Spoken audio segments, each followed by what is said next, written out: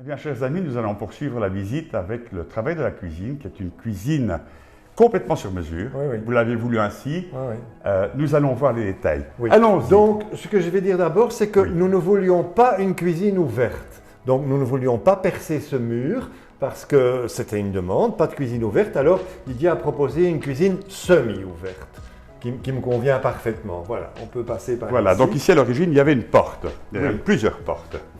Celle de la cuisine et celle-ci. Donc, tout était retiré et j'ai choisi de mettre ces deux colonnes pour casser l'effet cuisine. Donc, ça ne se voit pas, on ne voit pas la cuisine directement quand on pénètre dans le couloir. Je t'en prie, Ah ben oui, explique-nous voilà. cela. Ben oui, j'ai pas beaucoup à expliquer, c'est-à-dire que donc tous les meubles ont été conçus sur mesure d'après les plans de Didier et donc les deux colonnes techniques ici, ben oui, abritent à la fois le frigo et le surgélateur et alors ici les fours et des clés qui permettent de ranger toutes des bouteilles parce que c'est vrai que il fallait Ça apporte en fait du confort. Il me C'est fallait quelque aussi chose qu'on des fait pas espaces de souvent, rangement. ce genre de choses. Voilà.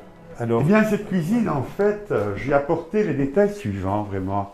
Donc, il y a un plan de travail Corian, ici, qui a été poursuivi d'ailleurs au niveau de la tablette de la fenêtre. Donc voilà, pour la finition et pour la facilité de nettoyage, j'ai donc intégré cela. Remarquez également que les crédences vont jusqu'au plafond. Et celle-ci a été installée avant les meubles, donc il n'y a pas de joint. C'est un panneau vitré complet. Alors, pour bien expliquer la différence entre une cuisine de cuisiniste et une cuisine sur mesure, c'est que dans une cuisine de cuisiniste, vous aurez des resserrages, c'est-à-dire des fileurs, ou si on appelle ça comme ça, de part et d'autre. Et là, et ici, vous n'avez pas cela. Donc, les portes, pareil, ce sont des portes qui ont été faites sur mesure en stratifié, donc ce n'est pas du mélaminé. Donc, ça offre une finition tout à fait différente. Faite au millimètre près et installée au millimètre près. C'est toute la difficulté de réaliser du sur-mesure, c'est que ça doit coïncider parfaitement. Ça demande beaucoup de travail. Alors ici, le petit détail très amusant en fait, ici le joint de silicone a été installé derrière. Pourquoi? Parce que ça offre en fait ce petit ray de lumière assez élégant. Voilà, si on l'avait installé, on ne l'aurait pas vu. Les prises également, je les mets comme je les fais toujours, installées ici dessous pour apporter une élégance supplémentaire et une pratique également. Alors ici également, les serrages sont à l'intérieur, donc on les perçoit à peine, et tout est fait à fleurs. Les amis, nous allons poursuivre la visite avec un petit bijou. Cette pièce est toute petite, mais suppose encore une fois plein de détails. Je vous en prie. Eric, nous voici dans ta salle de bain. Et cette salle de bain, à l'origine, avait une baignoire, donc tu ne voulais plus de baignoire, mais je t'en prie, explique à nos amis ta demande. bon, ben ici, la demande était de ne plus avoir de baignoire, ça ne m'intéressait plus du tout, je voulais une douche correcte à l'italienne, un WC évidemment, et alors la demande ici, c'était de travailler de façon assez angulaire, pas d'arrondi, donc des trucs plutôt carrés et rectangulaires. Et donc, ce qui fait que tous les appareils et tous les sanitaires sont très rectangulaires. Voilà, pour le reste, ce Je sont les idées vais de embrayer avec vous avec les petits détails.